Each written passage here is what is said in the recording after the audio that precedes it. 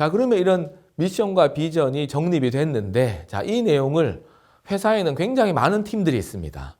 그 팀들에게 이 내용을 전달하고 그 팀들이 그걸 기반으로 이제 팀별 활동을 하게 되는데, 아무래도 앞서 보신 것처럼 미션이나 비전은 좀 다소 추상적인 문장으로 표현되다 보니까 그 내용을 보고 자부심을 느끼고 하는 그 단계까지는 좋은데, 구체적인 뭔가 행동을 하려니까 이게 좀 구체화가 안 돼 있어서 불편하죠.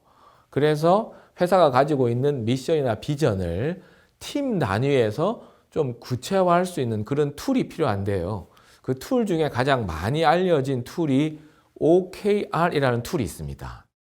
Objectives and Key Result라는 단어, 여기서 떠온 건데, 한마디로 목표 설정에 대한 내용이 있고 그 목표를 달성했는지 달성 못했는지를 측정할 수 있는 결과 지표, 이 두 가지로 이루어진 그런 기법이 OKR이라는 기법이 되겠습니다.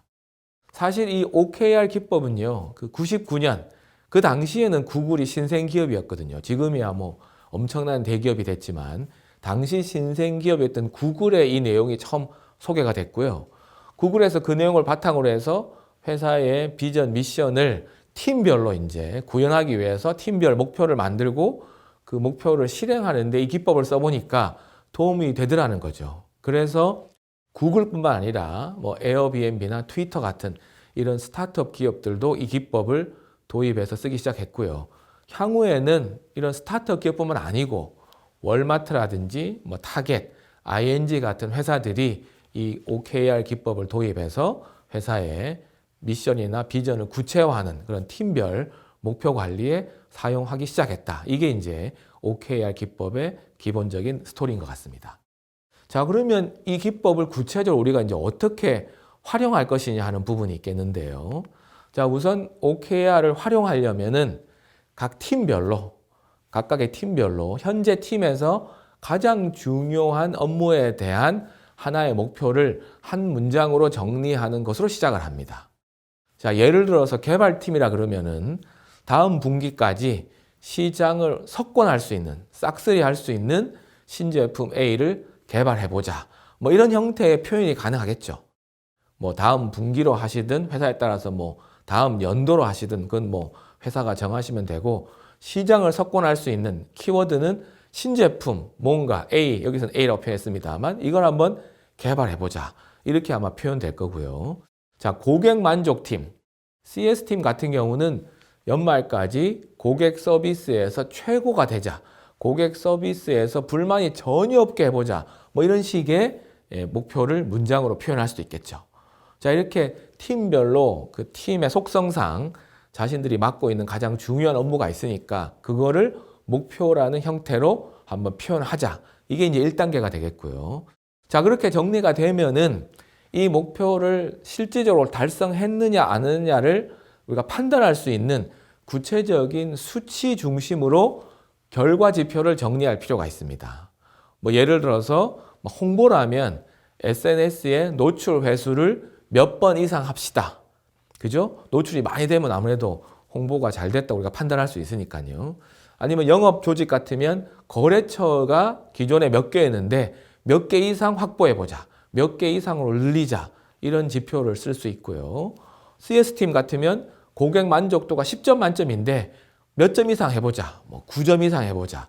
8점 이상 해보자. 이런 식의 이제 표현을 쓸 수가 있겠죠. 그래서 이런 구체적인 결과 지표를 정리하는 게 중요한데, 다만 유의하실 점은 한 개 목표당 결과 지표는 경험 법칙상 3개에서 한 5개 정도. 너무 많으면요, 관리도 좀 어렵고 오히려 혼돈되니까 가장 중요한 수치 중심으로 3개나 5개 정도를 설정해 놓고 그걸 달성하면 이 목표가 달성됐다. 이렇게 우리가 판단해 보자는 것이죠. 다만 여기서 좀 주의하실 거는 결과 지표의 그 수준을 이제 어느 정도로 맞추냐 하는 게 포인트인데요. 달성이 너무 쉬우면은 구성원들이 동기부여가 안 되겠죠. 뭐 적당해도 달성이 되니까요. 그렇다고 너무 어려우면 불가능하기 때문에 맥이 빠집니다. 아무도 도전해 볼 생각이 들지 않습니다. 그러니까 여기서 이제 아트가 중요한데, 너무 쉽지도 않고 너무 어렵지도 않은 적정 수준으로 설정해야 된다라는 표현을 쓰고 있는데 사실 이게 뭐 이론상으로는 그렇지만 적정 수준을 어떻게 정하냐는 게 포인트가 될 수밖에 없죠. 그래서 이 결과 지표의 적정 수준을 정하기 위해서 우리가 두 가지 정도의 이제 방법론을 좀 쓰게 되는데요. 첫 번째는 회사의 과거 실적과 비교하는 것입니다. 뭐 전년 대비가 될 수도 있고 아니면 지난 분기가 대비될 수도 있겠죠. 그래서 작년 대비, 작년의 매출액 대비 한 20% 정도 올려보자. 이거 이제 작년과 비교한 거죠. 혹은 지난 분기 대비해서 뭐 거래처를 30개 정도 늘려보자. 이런 표현을 할 수도 있겠죠. 그래서 회사의 과거 실적이 있으니까 그 실적보다는 좀 높아야 되겠다. 그래서 뭐 퍼센트로 수치를 표현하시든 개수로 하시든 구체적인 수치를 적는데 그 수준을 과거 실적보다 높게, 너무 높게 하면 구성원들이 또 포기하게 되니까 그 적정한 수준을 정하라. 다만 그 적정한 수준은 회사의 과거 실적을 통해서 유추하라. 이런 방법이 있고요. 자, 두 번째는 경쟁자 실적과 비교하는 겁니다. 조금 더 공격적인 회사는 자사와 비교해서 잘하는 게 중요한 게 아니라 경쟁사보다 잘해야 된다. 그래서 경쟁사의 실적을 확인한 다음에 그거보다 높게 설정해 놓으면 업계 1위가 가능하겠죠.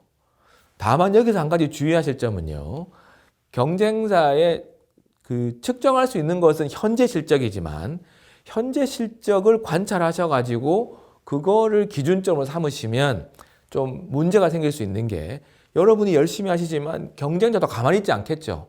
그러니까 경쟁자의 현재 실적을 관찰하되 추세를 봐서 미래의 실적은 이 정도 될 거란 걸 예측해서 그 예측치를 넘어갈 수 있는, 능가할 수 있는 목표를 잡으셔야 여러분이 진짜로 이제 업계 1위가 될 수 있거든요. 그래서 경쟁자의 실적을 비교하실 때도 현재 실적보다는 미래 실적을 예측해서 기준점으로 잡아라. 이렇게 하시면 좀 더 공격적인 결과 지표의 수준을 설정할 수가 있습니다. 자, 이런 방법을 통해서 OKR을 정립하면 구성원들을 이끌고 목적지에 도달할 수가 있겠고요. 목표 수립, 또 측정 가능한 결과 지표가 정리되기 때문에 추상적인 미션이나 비전이 좀 더 구체적인 수준에서 각 팀별로 실행이 가능하다. 이렇게 정리할 수 있을 것 같습니다.